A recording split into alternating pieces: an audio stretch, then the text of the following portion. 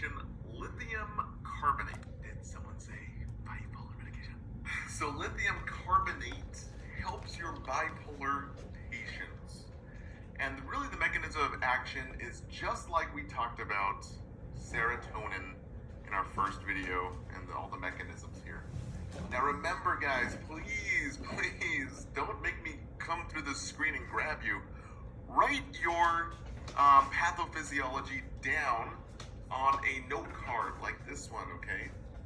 If you write it all down, all your patho, everything else should be a breeze, honestly. Well, not a breeze, but at least bearable.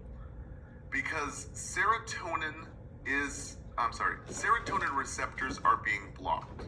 We use this for acute mania with our bipolar patients. So when your patients are stuck on rewind, or basically it's almost like having a skipping CD, and very confused and very disoriented, serotonin receptor, as they're being blocked by lithium, this is going to help your patients in acute mania, okay? So we know that serotonin helps your central nervous system. About 20% of serotonin is found in your central nervous system. So we are helping to decrease confusion if we are slowing down these receptors here, okay?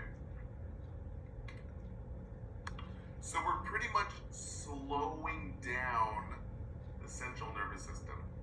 We're slowing down emotions. We're slowing down your patient's ability to recall things. We're slowing everything down so your patient in acute mania is not stuck on that rewind track and pretty much in that manic episode doing everything at once and being really active, okay? So with this, we are going to tell our patients with nursing interventions, do not drive. If we are decreasing confusion, possibly causing a sedation, we need to tell your patients to be careful. Don't drive, no operating heavy machinery, no lifting big objects, safety. Just because we are decreasing, we're decreasing the central nervous system and not causing a sedation, but decreasing confusion with the brain first. Now, next one is your GI tract. So lithium upsets the stomach and the GI tract. So we tell your patients to take this with milk and with food because we know that 80% of serotonin is found in the GI tract. Mainly it's found in the peristalsis of the smooth muscle, fancy words for your small intestine. But it can also cause upset inside the stomach, so we tell your patients to take with milk and food. That's a big one. You should write that one down. Next is we have muscle weakness, hand tremors. So with our hand tremors, we know that serotonin is muscle tone. It helps with the tone of our muscle. So your patients might have hand tremors. And this, kind of on the same level here, has to do sometimes with our sleep. We're limiting or inhibiting the mechanism that causes us to sleep. It could also activate your patients in different ways. For instance, muscle weakness, this hand tremors. Now, to combat this with nursing interventions here, sometimes doctors prescribe beta blockers, propranolol. Now, I'm going to get into this where we're decreasing heart rate, decreasing blood pressure, and then we have it at odds. We're like, okay, we're decreasing the heart rate with the beta blocker for the hand tremors, okay? And you're thinking like, oh my gosh, nursing school's killing me.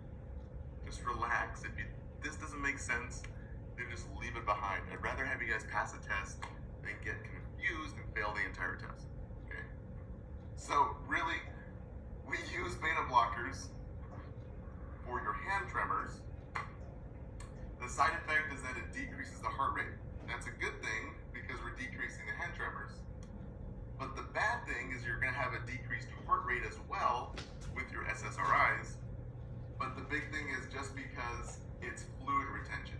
You see beta blockers act on the beta receptors in the heart. Beta 1, because we have one heart, okay? We have decreased blood pressure, decreased heart rate, because your patients will get dehydrated. So we're gonna tell your patients to drink 2 to 3 liters of water.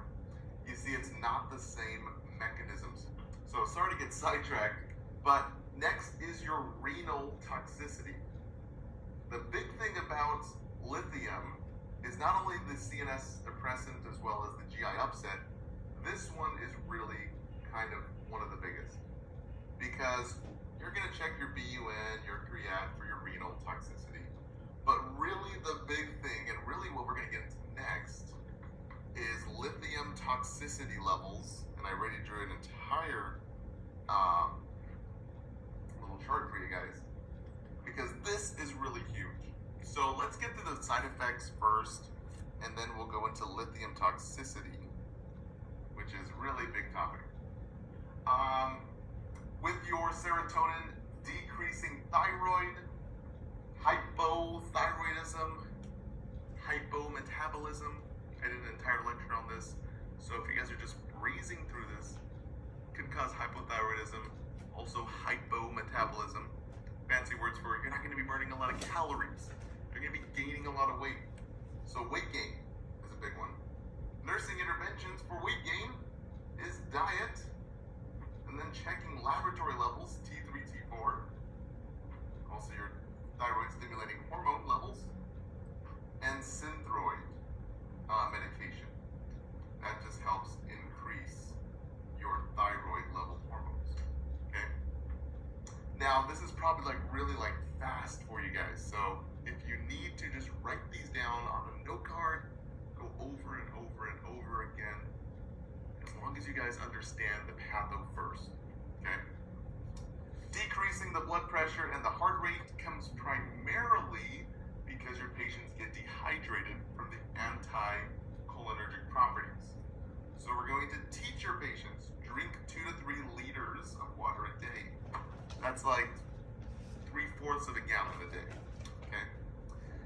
And the last big issue here is electrolyte imbalances, hyponatremia. Your patients should eat 6 to 10 grams of salt, NaCl, per day. Now, this is probably one of the only diagnoses where your patients should have salt. Usually, all the cardiac, you're no salt, it's gonna retain water, gonna retain fluid. Okay, this one, we're gonna be hyponatremic. And usually hyponatremic, telling your patients to eat 6 to 10 grams of NaCl per day. You guys, usually the FDA is telling us to eat 2 grams, and that's 2,000 milligrams.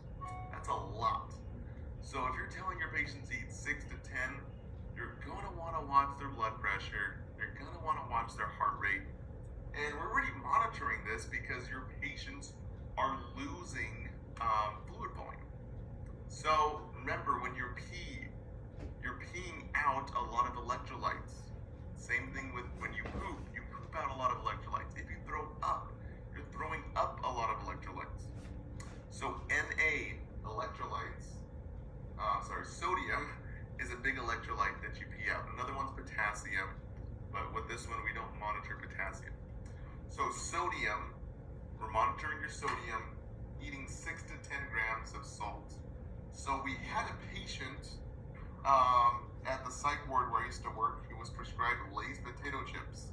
And this is actually not uncommon to see.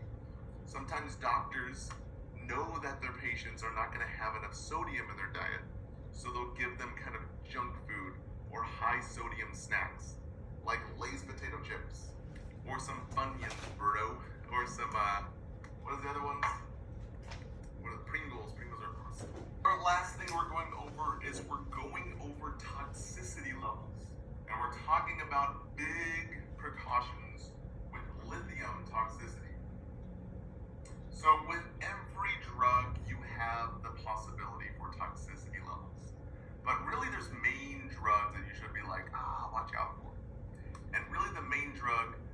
for psychiatric or bipolar patients is lithium. And I guarantee you, this will probably be on your NCLEX if you get a psychiatric combination of questions.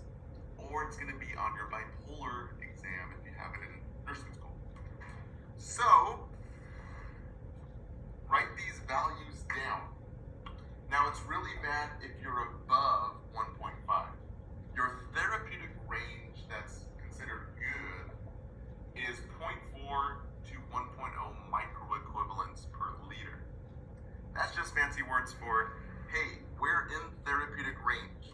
Just like if you go to the bar and you're taking shots of tequila, you guys probably like on your 10th shot, or maybe your second shot, you're gonna be above therapeutic range, feeling like you're gonna throw up. Really just depends on you. But honestly, for your patients, we're talking about a therapeutic range. If you wanna think about it in terms of alcohol, you can think about it as sober, buzzed, or flat out, ish face, or blacked out, you can say. Blacked out, or blitzed, okay? So you want to have that therapeutic range where you're feeling good, your patients are having positive symptoms are being decreased, your patients are getting out of that manic state. We're not bouncing off the walls, having flight of ideas, having that word salad anymore. We're coming down into a therapeutic range. So remember, 0.4 to 1.0, that's our therapeutic range. Anything less than that, we're talking about mania. Anything over that, we're talking about toxicity. Now we have too much serotonin being inhibited. So really all of our side effects are going to be exponentiated and just be blown up in proportion. So if your patient has, let's say, above a 1.5 and now has like a 2.5 or even a 3, your patients can go from mania to having so much decreased CNS or brain that they can go into a coma and even die. Really just depends on the toxicity level. So remember, your patients are going to be fluid deficit because they're going to be peeing a lot. So they're going to have a lot of polyuria. The body's trying to get rid of this, lithium. You're going to have increased muscle weakness. Your hand tremors that we talked about right here are probably going to be going crazy nuts. They're going to have diarrhea. Because remember, our GI upset is going to be exponentiated on a bigger level. Next, you're going to have confusion. And remember confusion because we're depressing that CNS. So seizures, coma, and the worst thing that can happen is death to your patient. Obviously, hopefully you don't have to go to nursing school to figure that one out. But the last thing is ataxia. Your patient will not be able to walk. And these are really the biggest signs and symptoms. Diarrhea, too much peeing, not being able to walk, and seizures. Because honestly, you're gonna be like, there's so many signs and symptoms, there's so many side effects, look at all this. But really, what is the biggest side effect that alerts you to toxicity? How are you gonna know for your test? You guys, you can't memorize the entire book, okay? You have to know exactly what to do as a nurse, especially guys, a new grad. You're gonna be graduating, taking your NCLEX, and really the reason why most nursing students fail the NCLEX but do amazing in school is because the NCLEX has changed. Back in April 2013, the NCLEX is now focusing on more prioritization and delegation. So, prioritizing not knowing everything, you can know everything and still kill your patient. The thing is, we're trying to make safe nurses. The BRN, Board of Registered Nurses, is trying to help nurses be safe. So knowing the priorities, knowing how to